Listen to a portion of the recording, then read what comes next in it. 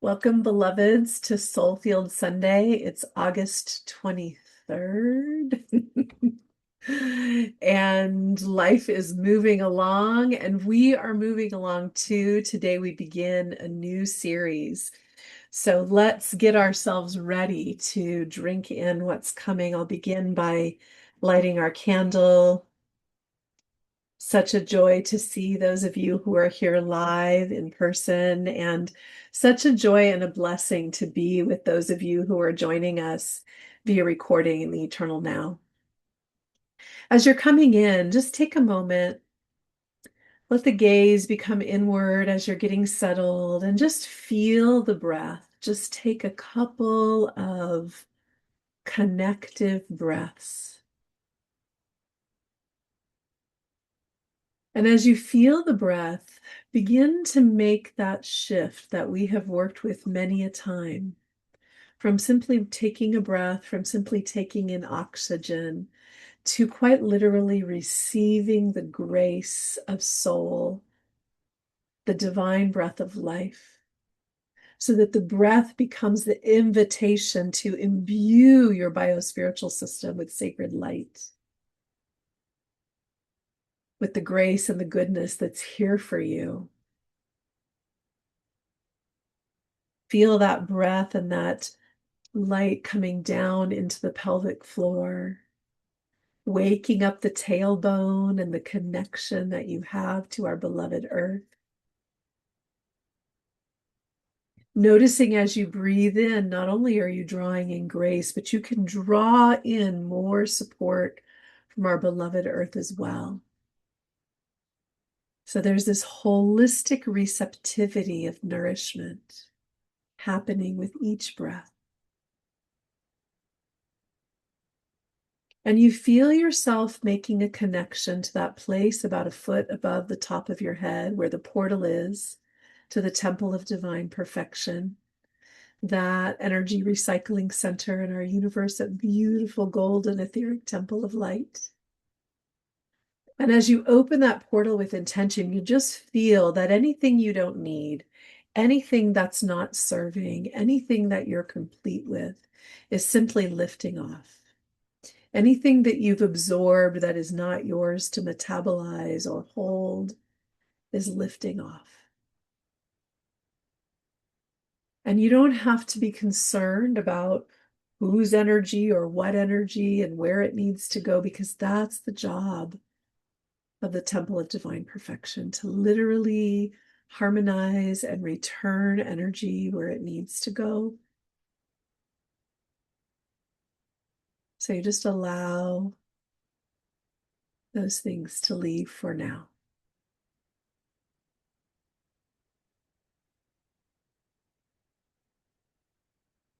As you continue doing this,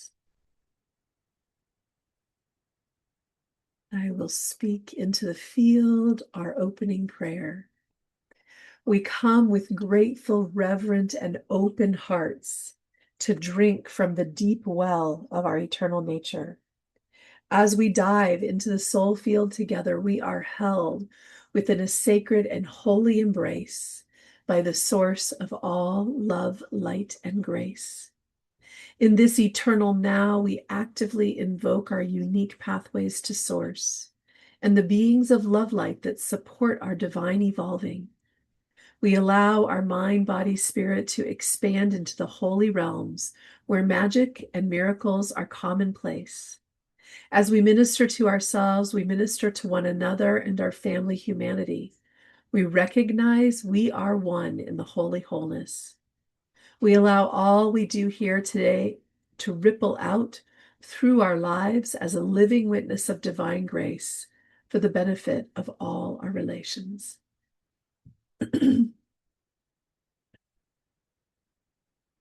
And so we arrive together in the soul field, ready for our new series. And as some of you saw in our joint chat, our new series is Encountering Soul, Becoming a Mystic Embedded in Community. And we're going to unpack that over the course of many sessions. Today we'll have an introduction, but we're going to begin as we do with our affirmations. The affirmations are designed to start attuning us to the field of consciousness that's coming for me and for each of you to support your evolutionary journey. So when a new series comes through, it's like spirit's knocking on the door and says, I have something for you. I have something for you. I want to give you this. And the affirmations help us open to that. They help us align with that, both in the receiving now, but also in the living of the transmissions that are coming through. So per usual, we will either, I'm going to move my beautiful moonstone, tap on the thymus or rub around the earlobes, or a little bit of both, whatever feels good. Legs are uncrossed unless you're sitting in yoga mudra. This allows these energies to flow fully into our body. We have Tita as our sacred temple tender today. Thank you, Tita. And she will be speaking the affirmations with you. So you'll hear me speak them, and then you'll say them with Tita. My thoughts, actions, and choices amplify my sacred relationship with the divine. My thoughts, actions, and choices amplify my sacred relationship with the divine. I value and prioritize sacred communing and listening. I value and prioritize sacred communing and listening. Grace is revealing in my everyday life. All of it is an invitation into my holy wholeness. Grace is revealing in my everyday life. All of it is an invitation into my holy wholeness. I trust, the I is missing there, typo. I trust my everlasting divine connection and true mystical nature to guide my living. I trust my everlasting divine connection and true mystical nature to guide my living. My thoughts, actions, and choices amplify my sacred relationship with the divine. My thoughts, actions, and choices amplify my sacred relationship with the divine. I value and prioritize sacred communing and listening. I value and prioritize sacred communing and listening. Grace is revealing in my everyday life. All of it is an invitation into my holy wholeness. Grace is revealing in my everyday life. All of it is an invitation into my holy wholeness. I trust my everlasting divine connection and true mystical nature to guide my living. I trust my everlasting divine connection and true mystical nature to guide my living. My thoughts, actions, and choices amplify my sacred relationship with the divine. My thoughts, actions, and choices amplify my sacred relationship with the divine. I value and prioritize sacred communing and listening. I value and prioritize sacred communing and listening. Grace is revealing in my everyday life. All of it is an invitation into my holy wholeness. Grace is revealing in my everyday life. All of it is an invitation into my holy wholeness. I trust my everlasting divine connection and true mystical nature to guide my living.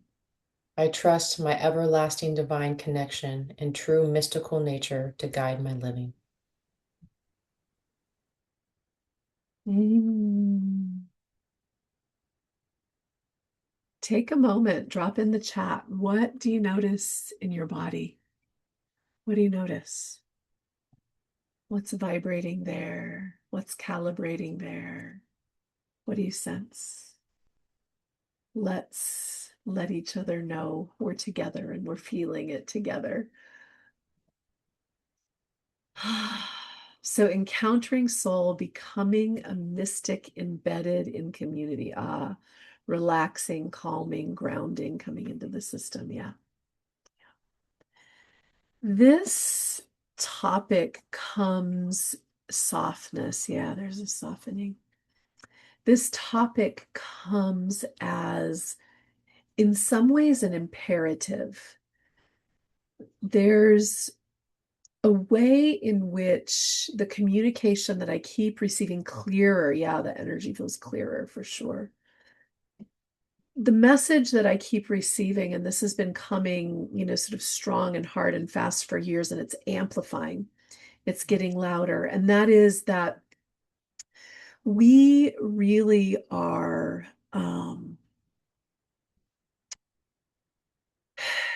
being asked to amplify our unique connection and use that to guide our lives.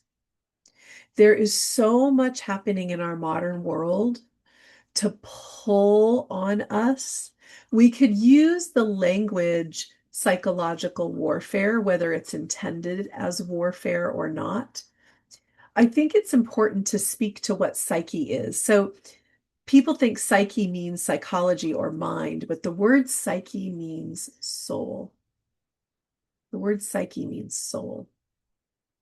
So psychological warfare is quite literally things that are aimed directly or indirectly at, in some way, obscuring the magnificence of your birthright, of your everlasting sacred connection, of your true mystical nature, as we spoke about in our affirmations.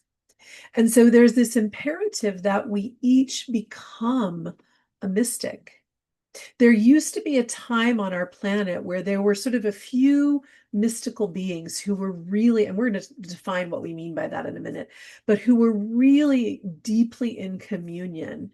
And then they would bring something, and then the vast majority of people would sort of like be with that and receive the beauty of that, have some moments of like feeling deeply touched and moved, but didn't necessarily go like, my responsibility is to have this sacred direct connection, vital and strong, and leading my life. That time has shifted. And in order to move to where we're going next as a species, we must wake up our true mystical nature. And the thing is, because there is this energy that I'm just going to call, for lack of better term right now, psychological warfare, because there is this energy, and we'll talk about some of what I mean by that in more depth, there is a need for community. So that, yes, we are mystic in our own individual, sacred, sovereign connection, and that we are embedded in the beauty of community in the two or more gathering with a similar intention, because that amplifies our power to literally break through the things that are seeking to sort of dull our soul light, to in some ways disconnect us from our spiritual sovereignty.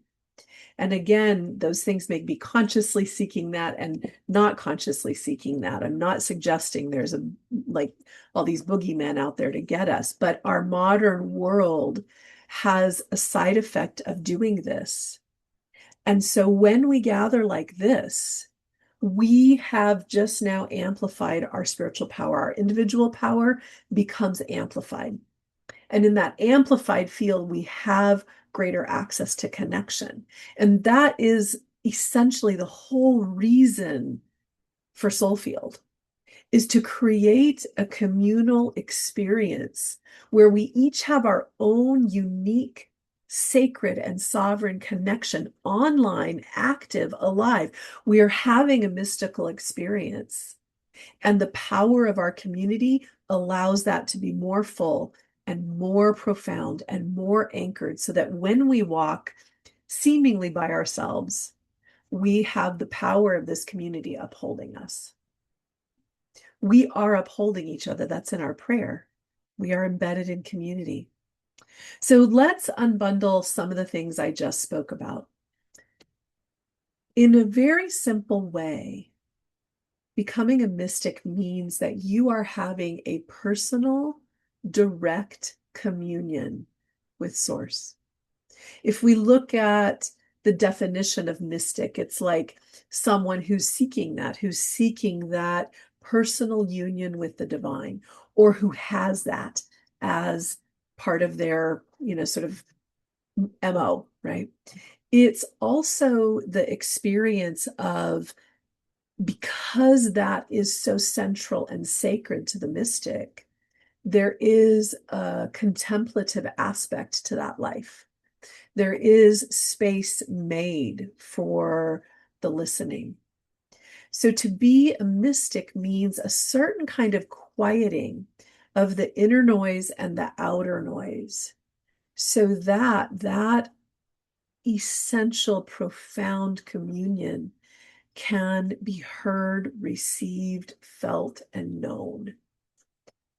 It's part of what, again, we're doing in the soul field work, is making space, creating contemplative time, making space to commune. There's so much in our lives that is pulling our attention here, there, and everywhere. It's insidious these days.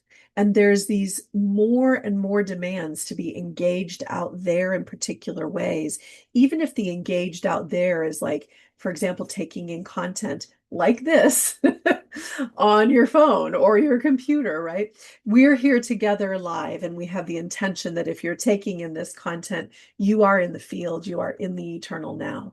But nonetheless, there's so much vying for our attention, not to mention our jobs, not to mention the fact that we can't, it's like people have to take a tech break to go through a day without receiving messages and calls and emails and things they feel they need to tend, right? We may or may not need to, but we feel that. It's because we're sort of in touch with people. We're in touch with people on the other side of the world. Some of you are in different states and cities than I am. That's such a blessing. And it's that load of just like there's more access and more to attend to. And so carving out the space for that quieting, for that communing, in some ways is more challenging than ever. Right. And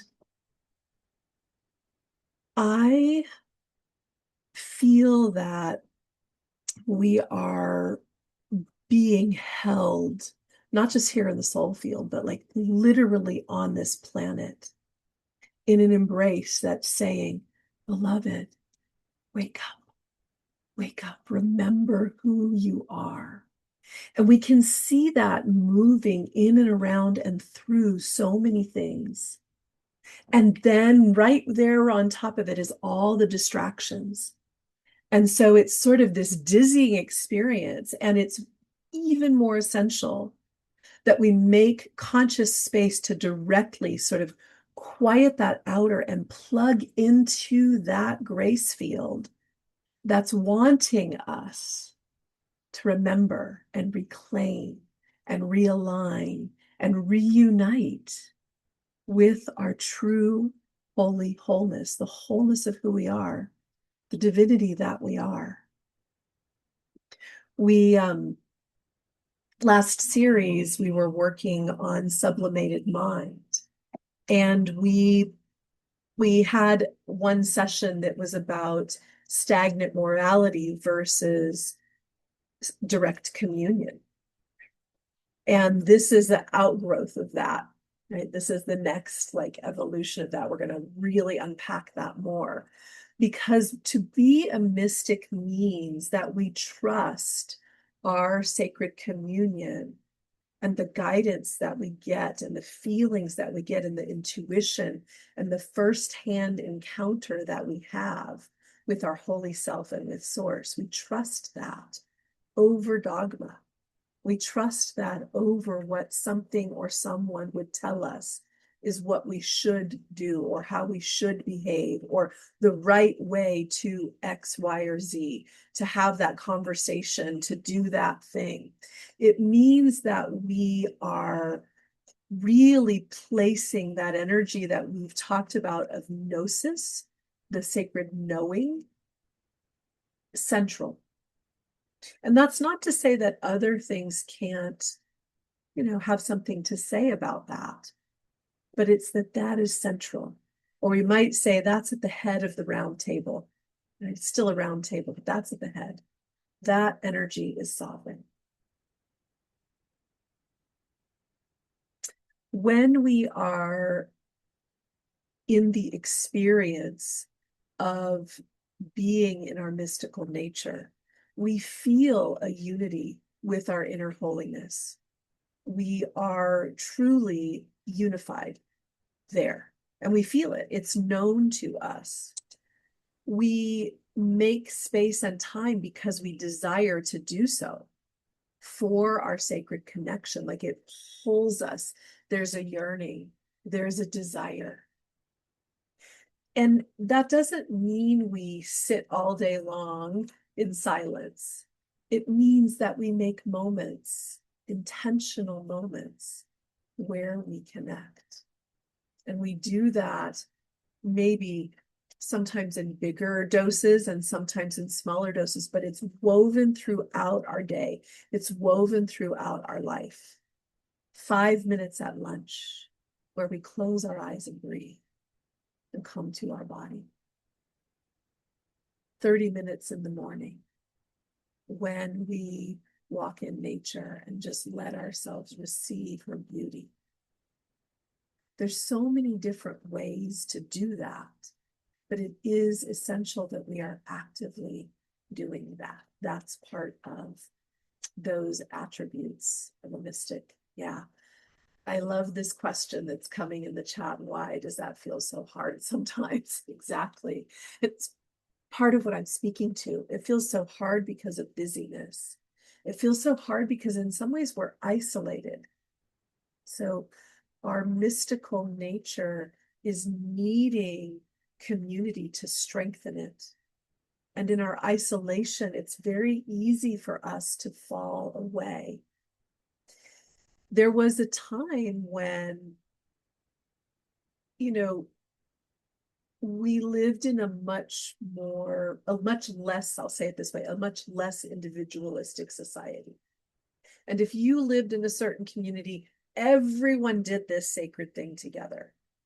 And it may have become dogmatic and distorted and whatever, but it was there for you. Like you could count on that. There was whatever you were going to do every Saturday or every Sunday, and you were going to be in spiritual community. And that was a guarantee. That has started to dissolve in some ways. We become much more individualistic and less communal in the ways that we operate, but we are communal beings. We need community. And then when we put on top of that, this is part of the why this topic is so important, this series, we put on top of that energy of the psychological warfare, the energy that does want you to close your eyes, look over here, don't plug in so fully to your mystical nature, then you've got a sort of a force working against you. So there's the distraction and the force against. And that requires us to come in with intention, to choose consciously, to prioritize, right? That was part of what was in our affirmations. I make space, I prioritize, I can't remember the exact words, my sacred connection. That's part of becoming a mystic. And it's the only way I really believe, and there are many others like me who believe this is our only way through this time.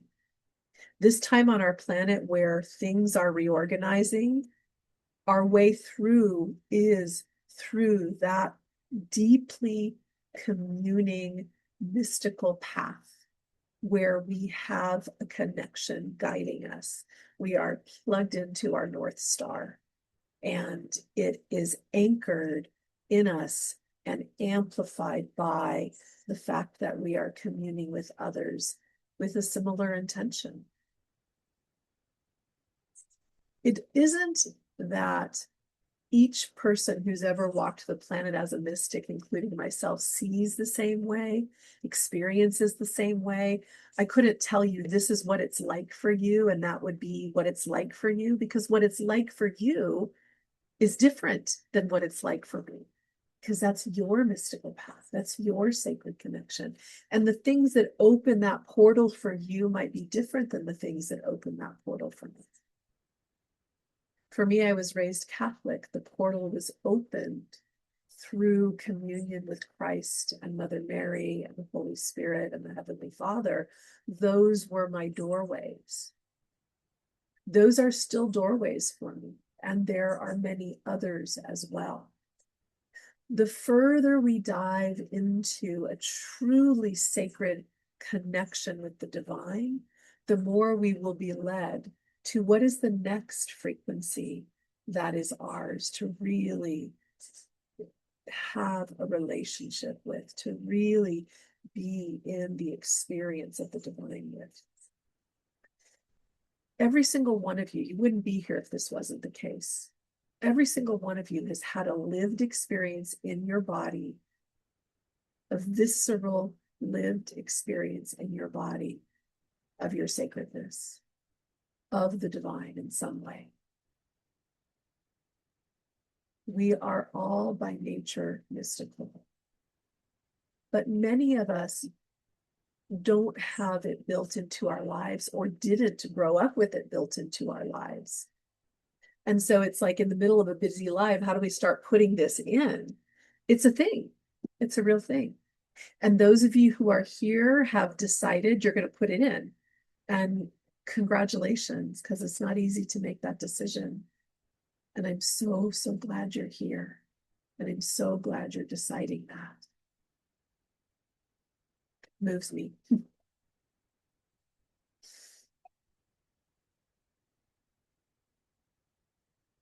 Let's pause our recording for a moment. I'd love to just chat a little bit about what's rising up. For those of you watching in the Eternal Now, I invite you to take a moment, just do a little journaling, just see what's arising right now.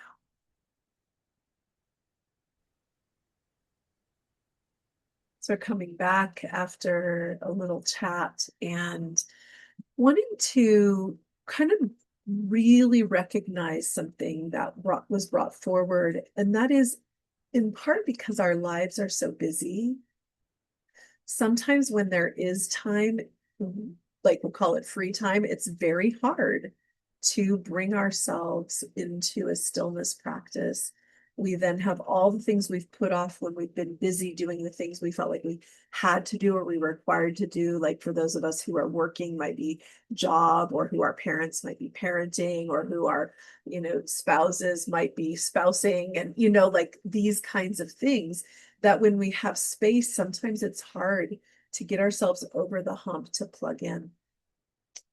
And yet most would agree that when we do, it uplifts us. When we do, it enhances our experience of life. We feel, as someone was saying in the chat, like we feel our cup is filled. This is why we're here, to fill our cups, to have some accountability to one another, because we show up here for each other and ourselves, to make space.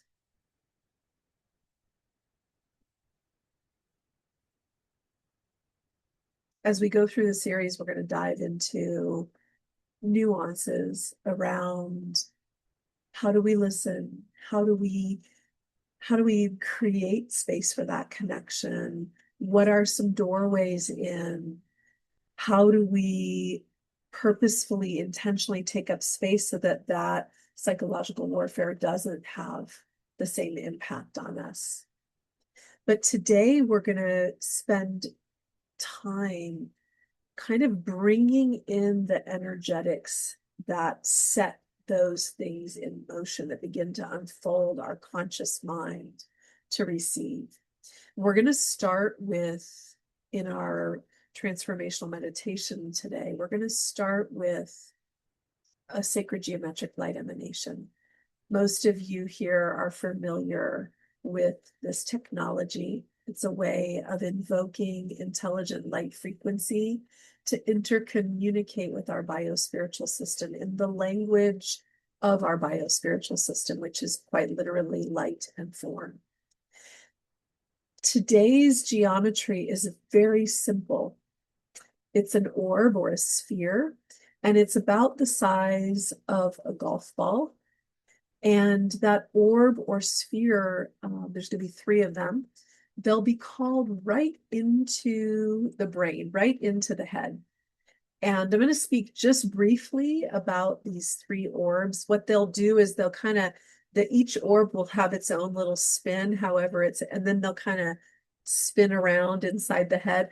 I often, like when I see this geometry, I often think of it as like a pinball machine, and like the balls are going ding, ding, ding, and they're hitting things and getting in certain holes, and you get points for that. And but it is like that in the brain, where these are like tracing neural networks going into certain parts of the brain, recalibrating them, rebalancing them, reharmonizing them. We quite literally have several crystalline structures inside our brain, at the temples, at the third eye, and some other places. And the fabric of our brain is actually like a liquid. There's liquid crystal that moves through there. So we have these sort of like liquid light structures in us, and these orbs of light are going to kind of polish them and activate them. In this case, it's really to support us in reclamation of our true mystical nature, to ready the body temple to receive and be with the energies that are here for us. We do need to have the physical body sort of readied in a certain way. And one of the flames, in fact, is called initiating cosmic embodiment. This flame, initiating cosmic embodiment.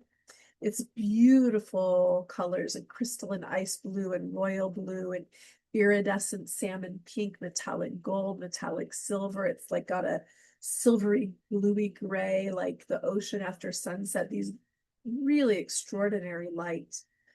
This flame is about readying the body, and it activates certain structures in the biospiritual system to facilitate flows of energy that allow us to access our sacredness more directly and our connection to the sacred more viscerally. Another one of the flames is Immaculate Soul Sovereignty Guardian. This is really about, you don't have to remember these things, by the way. We're going to be invoking intelligent light. I'm just sharing so you have a little thing for your brain to grab onto. Um, this Immaculate Soul Sovereignty Guardian is like it sounds. It's purifying the connection that we have to the sacred, and really, really sanctifying it and acting as a guardian over that. Like nothing and no one can interfere with this. And then the final flame we're going to call in is the flame of celestial invocation. This is invoking our connection to the angelic realms, to the star realms. It's invoking our capacity to listen and hear, our sacred knowingness, our gnosis, to have that kind of relationship with the divine. And it's also a flame of protection. It's like calling in, this is my sort of Christian background coming in, calling in a band of angels to be with you. So we're opening the mystical portals, and come with what comes with that is sacred guardianship. What comes with that is sacred protection. What comes with that is a recalibration of the biospiritual system. So we're going to call these flames in, and then we're going to go directly into meditation. Towards the end of meditation, I'll play our song for this series, and I'll speak a little bit about that after we come back. So I'm going to invite you to get into a place where you can receive. So you can certainly be sitting up, that's fine, but let their spine have a capacity to sort of be long and elongated, not sort of crunched over. Or you can lie down, but you want to sort of let the breath be able to move through the body and the spine, especially the belly, etc., with ease, because we're going to be working in the body with some of those structures. So I'm going to invite you to let the awareness drop inward.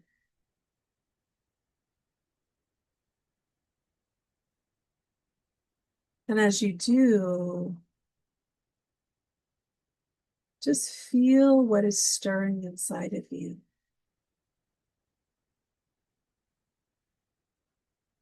Feel the desire.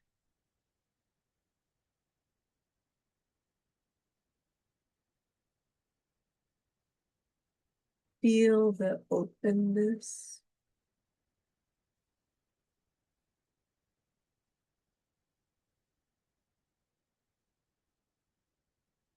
Feel your energy body saying a sacred yes. A sacred yes to enter with intention, not only into the field of soul, but into deep receptivity of the flames and geometry that we're about to invoke.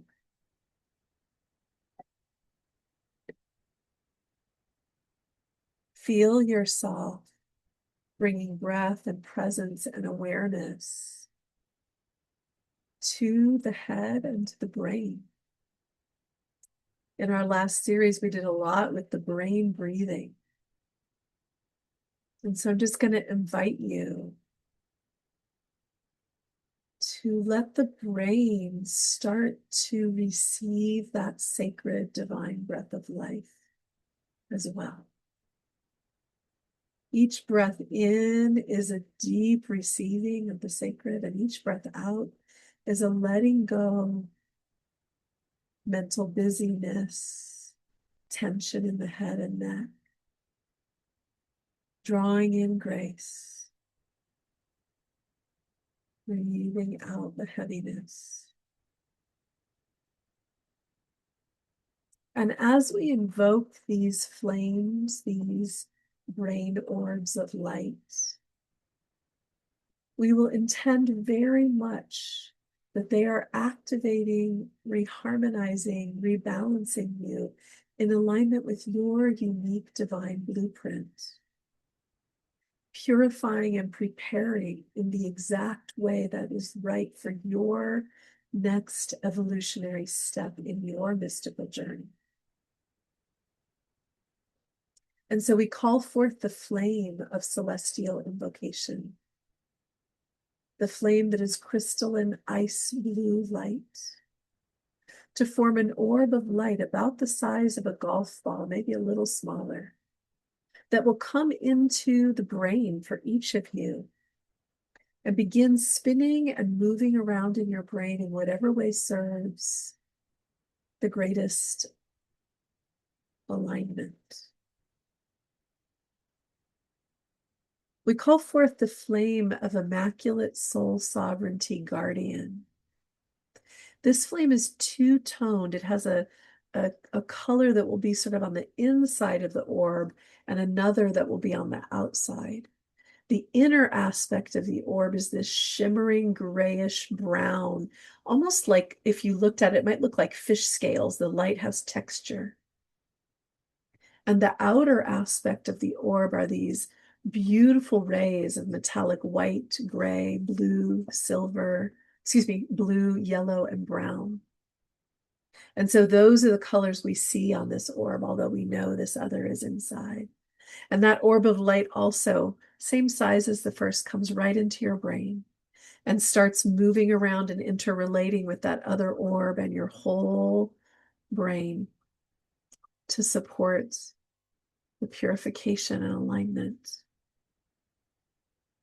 And we call forth the flame of initiating cosmic embodiment, the flame that's crystalline ice blue, royal blue, iridescent salmon pink, metallic gold, metallic silver, and sort of silvery gray blue like the ocean after sunset, to form the third and final brain orb that will come into the brain for each of us.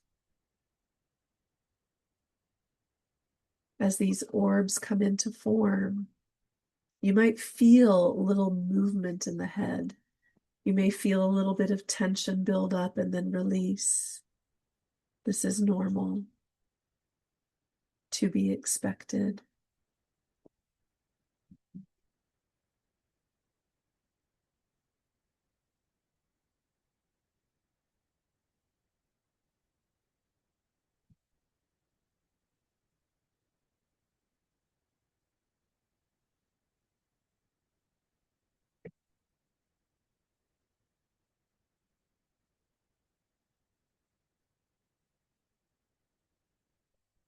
You will start to feel sensation building at the back of the head, at the well of dreams, at the base of the skull. And it'll start to open. You'll feel it like spaciousness, space starts to come in, tingling, warmth, maybe cooling as this part opens.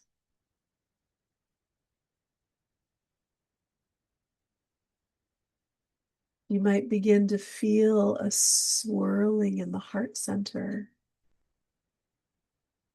this swirling energy of the heart's wisdom, of the cosmic heart. And that starts to kind of pour into your energy field.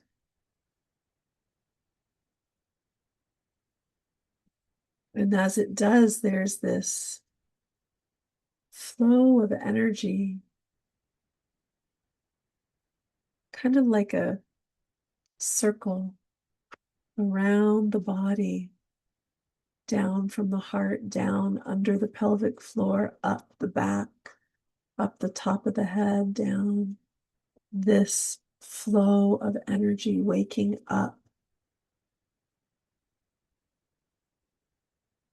And you may feel like as that flow starts to amplify, you may feel like a little disoriented, almost like it takes you off your feet. If you were, metaphorically, if you were standing.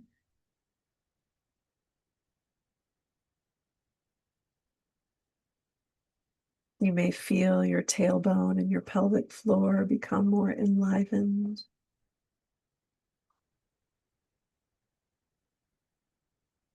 And you may be having your own experience, unique,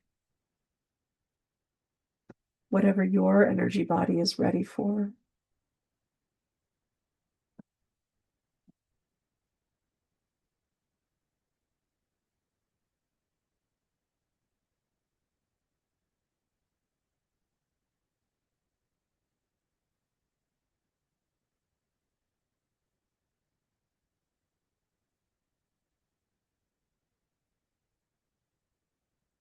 You may feel your crown opening up, tingling there.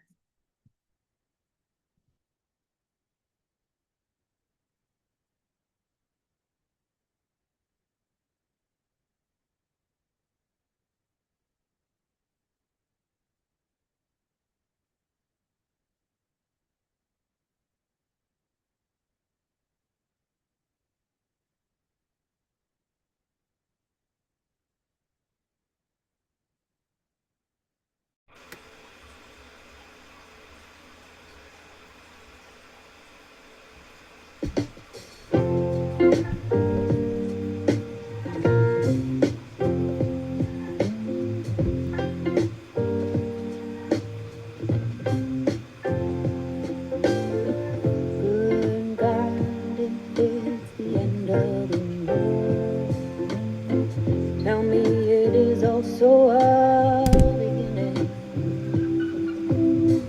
Oh, and let love reveal what is at the heart of love.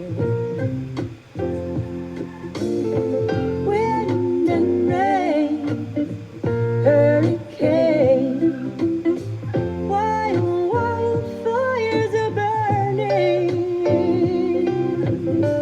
With these hands and with heart, let us serve this artful uprising. Oh God, if it's the end of the world, tell me it is also a beginning. Oh, and let love reveal what is at the heart here for love? What is at the heart here for love? Broken system, massive machine, dirty water, we're coming clean. Oh, what was hidden now we see. to grow us, set us free. Oh, good God, if it's the end of the world, tell me it is also a beginning. Oh, oh, oh, and let love reveal what is at the heart here for learning. What is at the heart here for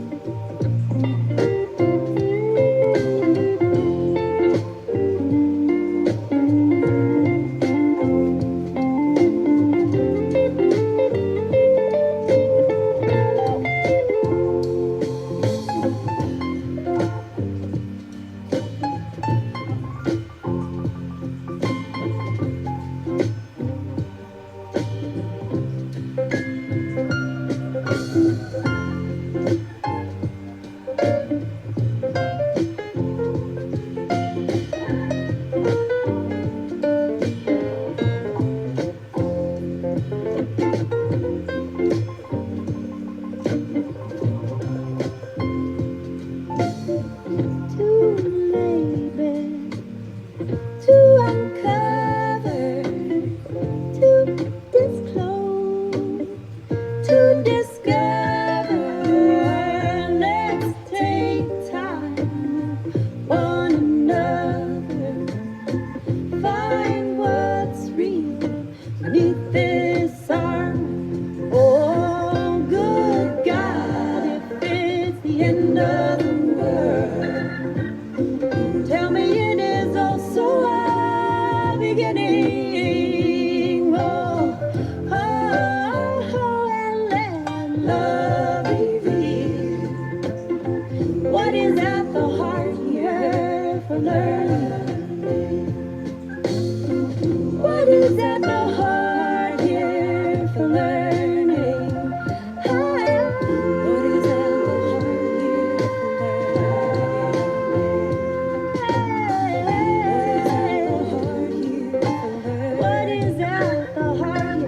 What is at the heart here for learning? What is at the heart here for learning?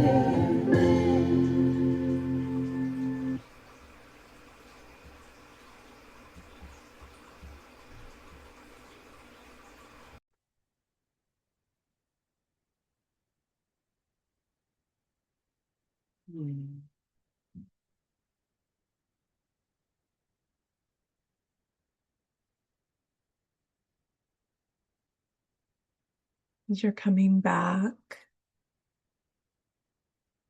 you may feel with this particular geometry that it's a little harder to open your eyes or a little more challenging to kind of come back.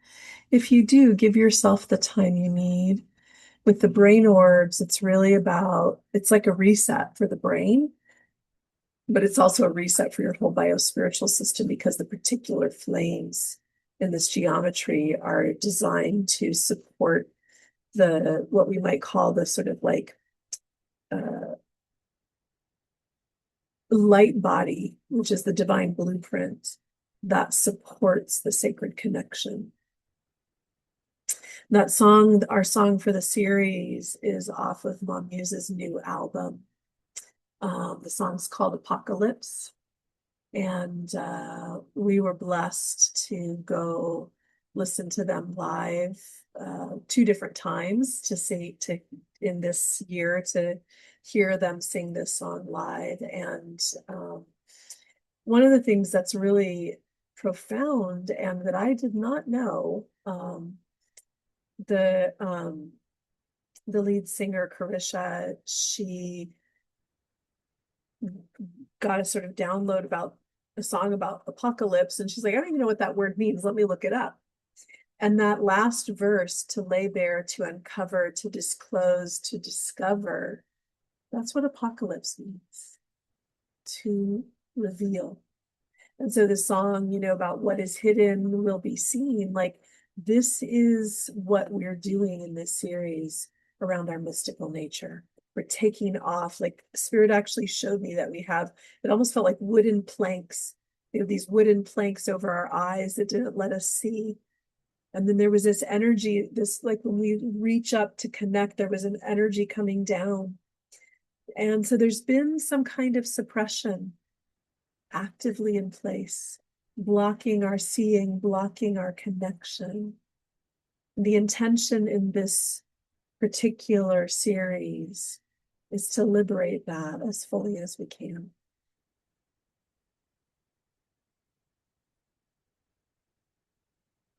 I'm going to have Tita share our announcements. We are so grateful that you have chosen to spend a bit of your precious life to be in sacred presence with us in the soul field. If you'd like more information, transformational support, links to our YouTube video collections, to have soul field events to populate on your calendar, or to share soul field with like-minded beings, you can go to soulfield.org. Without your donation and tithing generosity, soul field would simply not be possible. Deep bows to those of you who continue to make Soulfield a regular part of your spiritual gift giving. We are thrilled to have many of you joining us in the Eternal Now via recording.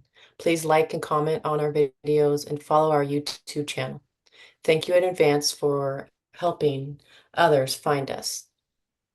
Our next Soulfield experience is the fourth Sunday, September 13th at 11 a.m. Pacific Time. Our next Soulfield meditation will be Wednesday, September 2nd at 5:10 p.m. Both events are live via Zoom. Thank you, Tita. And I think I sent Tita a typo. Our next soul field is the second Sunday of September. Yes, that is the date she said, which I think, I don't remember now. I think it's the 9th. What is it, Tita? I read the fourth Sunday, September 13th. September 13th. Yeah, so September 13th is the second Sunday, not the fourth, but we will meet that day. Sorry for the confusion. Oh, what a joy to get to be with all of you here in this sacred space. We're deeply grateful to have experienced miraculous communion with our holy wholeness in the soul field. We wholeheartedly receive the upliftment of one another's communion and blessed soul light. As we close this formal gathering, we each in our own way will continue dwelling in the soul field and supporting our collective evolution. With deep gratitude, we thank one another and all our angels, guides, and guardians. Remembering, as we minister to ourselves, we uplift one another. We encourage the magic we co-created to ripple out to all our relations for the benefit of all beings.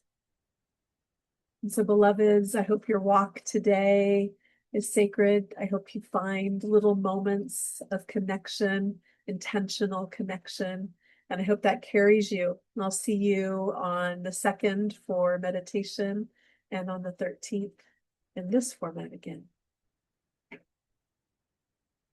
Till next time.